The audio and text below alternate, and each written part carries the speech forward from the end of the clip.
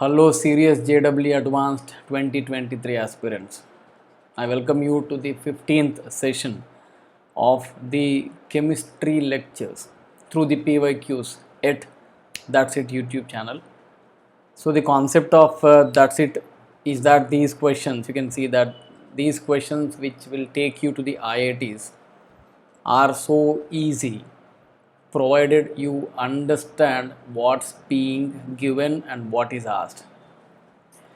Like in the last 14 sessions, I had ensured that the concepts are being discussed or the solution component which is given to you is the easiest that is available in the market. So I'm sure that you have liked the videos, and also I am awaiting your response in the form of the comments so that we can make further the better quality videos. And I'm going to release a video on what steps to be taken so that you can score the maximum in the upcoming JEE advanced examination.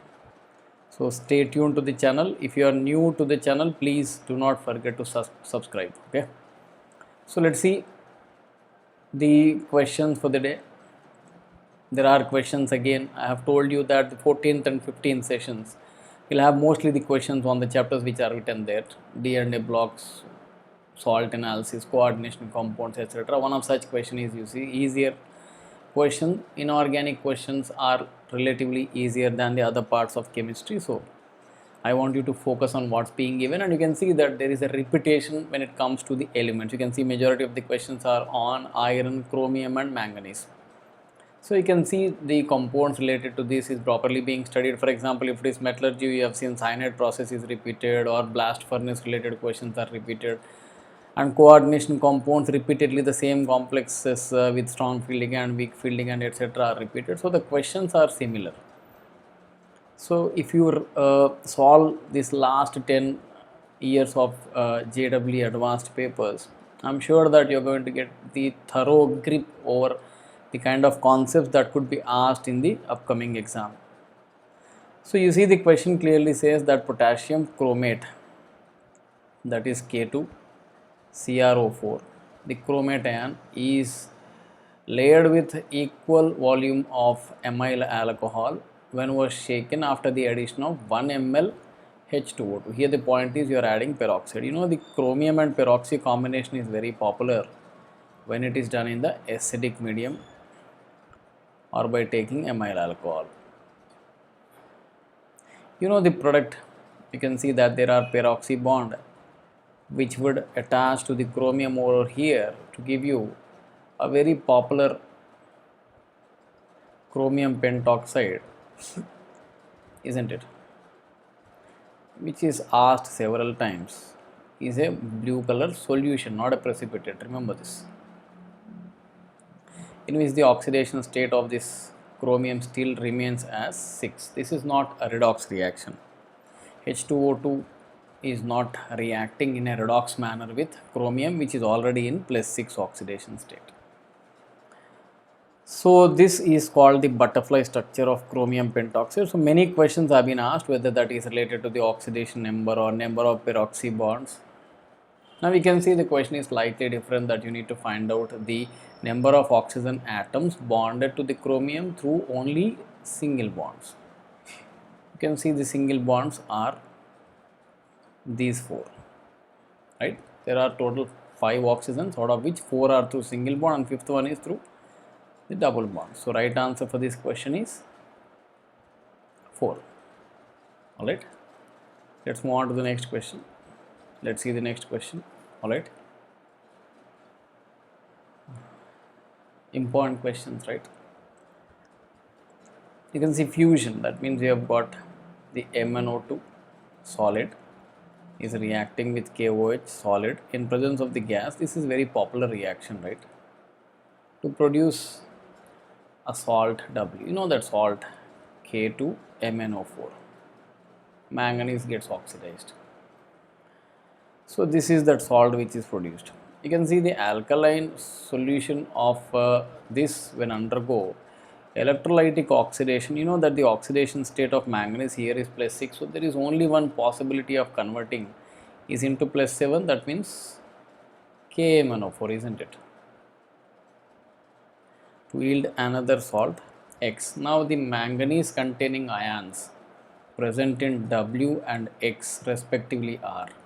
You can see W has the anion and this also has anion. What are those anions? You can see that W has MnO4 minus 2 and X has MnO4 minus. So this is being said as Y and Z respectively. Now we need to see what's the question that's being asked. You can see that Y undergo disproportionation. This is you know that the intermediate oxidation states always undergo disproportionation to give you the reduced species, lower oxidation number and oxidized species. So intermediate oxidation number like plus 6 undergoes to plus 4 as well as plus 7, whereas for plus 7 it is not possible because it is already at the highest oxidation side, isn't it? Now we can see that this is Y undergo disproportionation to give you Z, alright, and MnO2. So this is your Z, isn't it? MnO4 minus. So this is correct. In both Y and Z, you have got Y and Z. Pi bonding occurs between the p orbitals of oxygen and d orbitals of manganese. Yes, that's true. This is having the excess of electron density and manganese is having empty d orbital. So there is a p pi d pi charge transfer complex which is actually existing in both MnO4 minus 2 as well as MnO4 minus. So this option also is correct. That is the reason why both Y and Z are colored. Makes sense. Charge transfer is falling in the visible region, so they exhibit the color and have the tetrahedral because there are 4 atoms attached to the central atom, so it is tetrahedral. What about the magnetic nature? You can see that Y is diamagnetic. You can see Y has let's talk about Z. Z is Mn plus 7. Mn plus 7 means 25 minus 7 is D0. This is 25 minus, isn't it? The atomic number of manganese is 25 minus 6 is 19. That means this has still 1 electron, which makes it paramagnetic. So Y is paramagnetic, isn't it? But it's given as Y is diamagnetic and Z is diamagnetic is given as paramagnetic. So option C is incorrect. Alright. We have to write the correct option related to the complex, right? It has 2 geometrical isomers. This is like M A A3 B whole power plus n. You have to write the geometrical isomers of this complex. Let's see. You know that it's clearly stated that the octahedral geometry is present in the complex, isn't it? Alright. So you have MAA, that is chelating ligand, A3B. You can write another geometrical isomer just by keeping B over here. Alright, so option A seems to be correct. It will have 3 geometrical isomers if bidentate En is replaced by 2 cyanides. I mean, it will become what? CO, Cn taken twice, NH3 taken thrice, H2. So this also we study as the fundamentals, like MA3 B2 C has 3 geometrical isomers. You have to draw and show M. Alright, so I am going to write the octahedral geometry first before I come to the answer. I am drawing here the 3 possible geometrical isomers. Alright, you can see MA3 B2 and then C. Then you have M A3. I am going to write it like this. Then B I am going to keep as trans to this, and then C. Then I am going to write 3 A's. I want to keep C in between 2P. This is also correct, isn't it? Now you can see that it is paramagnetic in nature. You can see the oxidation state of cobalt. So you can see clearly that oxidation state of cobalt here is +3. Cobalt +3 means what? Cobalt is 27 +3 electronic configuration, that is 3d7 4s2. It will become what? D6. Alright. Now we can see that if you take this complex which has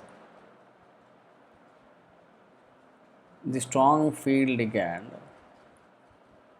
this is normal electronic configuration. Now the rearrangement would take place because it has got what? Strong field ligand.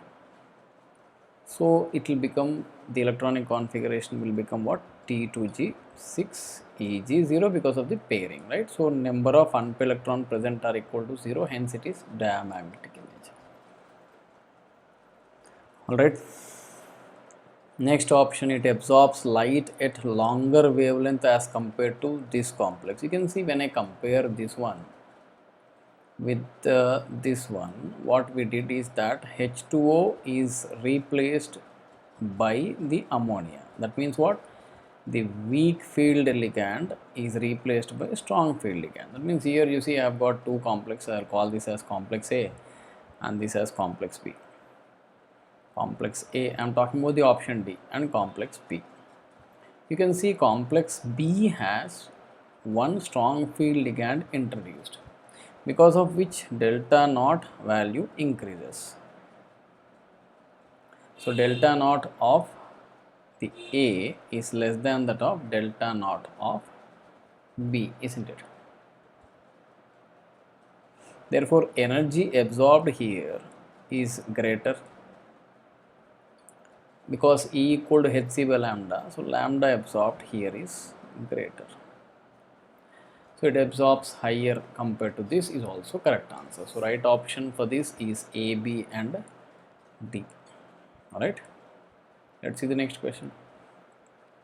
Once again, coordination compound based question. You can see that you have been given MEn taken twice Cl, that to cis, and you have to find out the cis N MnCl, that is MnN and MnCl should be in cis position. You are not talking about the trans here, so I'm going to write here the cis compound first of all. So manganese is the central atom. Alright, I'm going to write the geometry first. Okay, you can see ethylene diamine, that is NH2, and there is a bonding over here also. I am going to write cis configuration and 2 chlorine. So this is that cis isomer of this complex. Now you have to count the NMnCl which are cis. You can see I am shading it. Nitrogen, metal is nothing but manganese, isn't it? I'll use a different color if possible. You can see N, alright, Mn, then Cl, alright. So this is one, alright, isn't it? N, Mn, Cl, cis, isn't it? Now you can see that I'll use a different color over here. N, Mn and the same. So this is the second one. Alright, I am counting only this cis but not trans. Please see carefully. You can see I've got N, Mn. I am not going to count this because these are trans. I am going to count N, Mn and then Cl. So this is your third one. Alright, you've got what next? What else do we have? N, Mn. I'll use another different color. N, Mn and then this Cl, that is the fourth one, And you can also see there is a fifth one, that is NMN, and this chlorine, isn't it? So this is the fifth one. Alright, so you have to eliminate here the trans and should take only this is into consideration. You can see that this N, this Mn and this Cl is also present, that is sixth one. So total number of such bonds that are present are total cis N, Mn, Cl are equal to how many? 6, isn't it? Alright. Okay, 1, 2, all right, then you have 3, 4, all right, then 5, and then 6. Hope you understood. All right. Next question, very frequently seen question, right, over the period of time, like that Fe, F6. So you know how to solve these questions, right? Use valence bond theory, and these complexes are repeatedly asked, so better remember so that you can save some time, right? Fe plus 2 is the oxidation number, that means what? 3d6, 4s0, 4p0, 4d0. I'm going to write 1 so that you can make out the remaining, right? You know how to solve these questions very easily. We have discussed in the previous sessions also. Then you have to check 6 electrons, isn't it?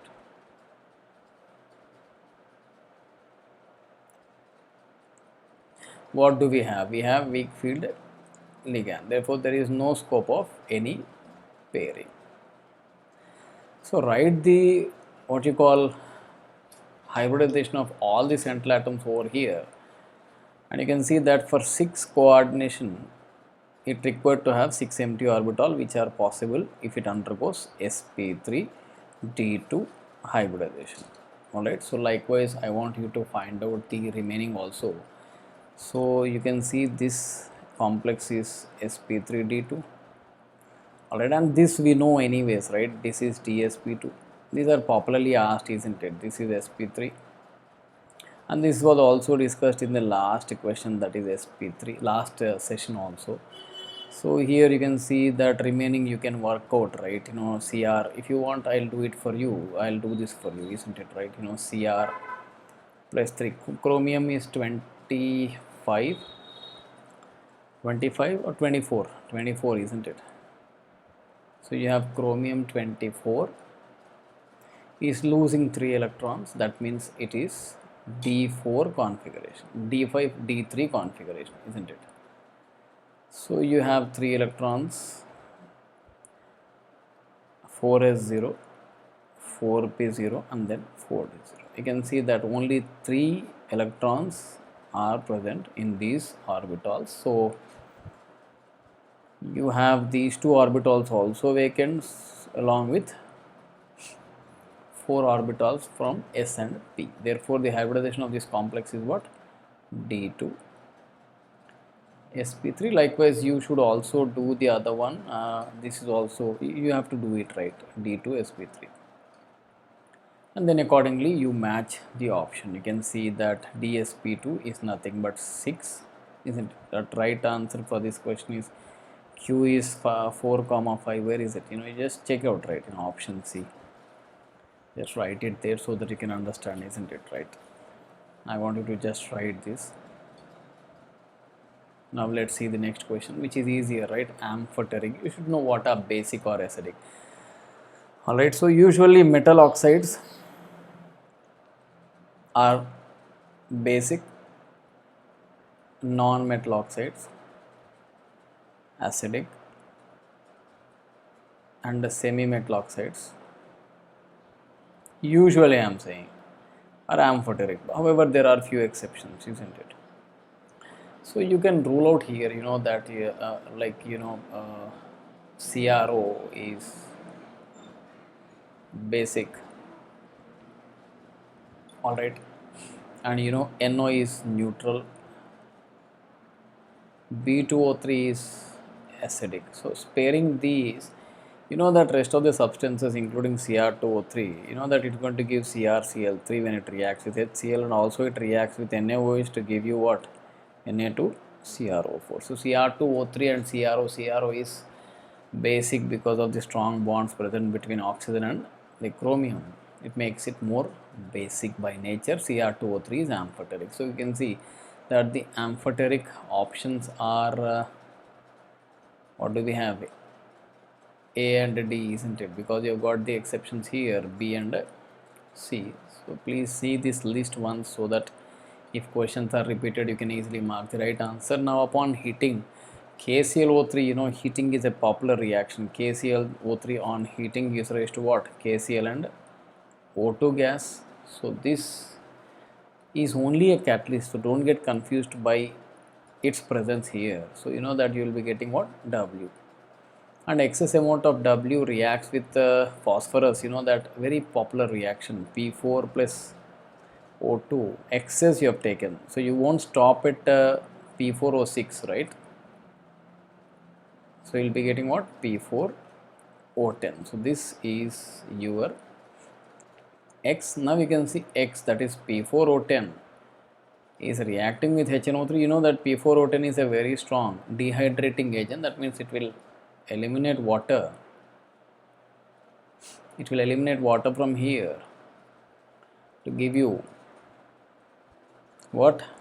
HPO3 plus N2O5. So you may be thinking, sir, can I write S3PO4? No, you can't write because this is falling short of water, right? This itself is a water absorber, right? So the right answer is HPO3 and N2O5. Option B.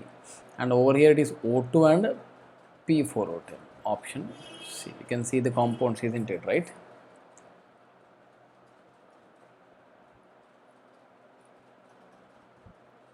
Next, another question from the D&F block elements. Very important, metal carbonyls are frequently asked. Now we can see that FeCO taken, option A, iron pentacarbonyl and nickel tetracarbonyl are being taken. So you know that each carbon monoxide group donates 2 lone pairs. So 5 into 2, that is 10, plus 4 into 2, that is 8. That means the total number of valence electrons after the donation or formation of the complex is 18 but not 16. Option A is incorrect. Coming on to option B, you can see low spin in nature because you know strong field ligand, the pairing occurs.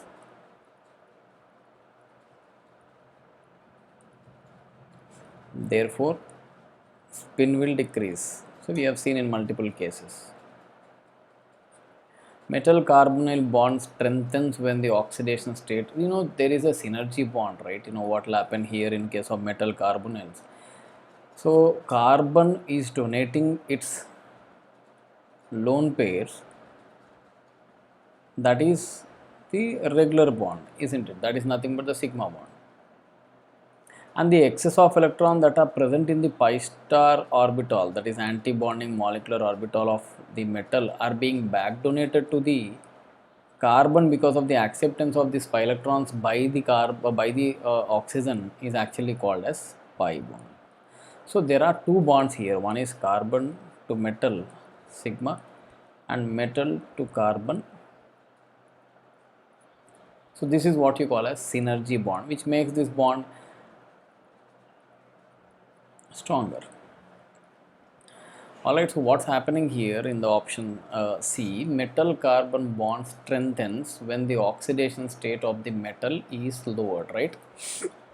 Looks to be correct. Metal carbon bond strengthens. So we are talking about this metal carbon bond, right? Metal to carbon, that means, right? Metal carbon bond strengthens when the oxidation state of the metal is lowered. Yes, you should remember that if I'm writing it here. If oxidation state of metal is high, then carbon to metal bond is strong. This is what you study, isn't it? Because the lone pair will be easily donated based on the charge present on the central metal atom. However, when the oxidation state is less for the metal, the reverse will happen. That means metal to carbon bond will strengthen. In the next option, you can see when the oxidation state of metal is increased, as I said, oxidation state of metal is high, then carbon metal bond becomes strong and carbon oxygen bond become weak. Alright, because if this bond is growing stronger, this bond obviously had become weaker. Alright, very important question, isn't it? See, the next question is from metallurgy. Like here, the known reaction that is very frequently asked is cyanide process of extraction of gold. You know how this reaction takes place. Alright, so you know that you are separating out the pure from the impure gold, right? So you know you're going to carry out this series of reactions. You have studied repeatedly this reaction many times. So I'm just writing the reaction here for you. And in the next step of this reaction, zinc would displace the gold from its complex to give you ZnCN taken 4, because you know coordination number of zinc is 4.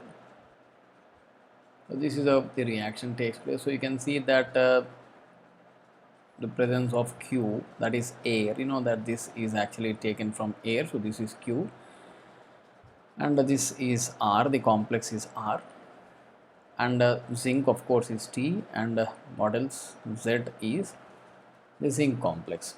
You can see Z is zinc complex, T is zinc, R is AuCN taken. So you can see that you will be finding out in this particular process of chemical separation or leaching, the oxidation number of gold is not 1, not 3. So this is the wrong option. Alright, hope you understood, isn't it?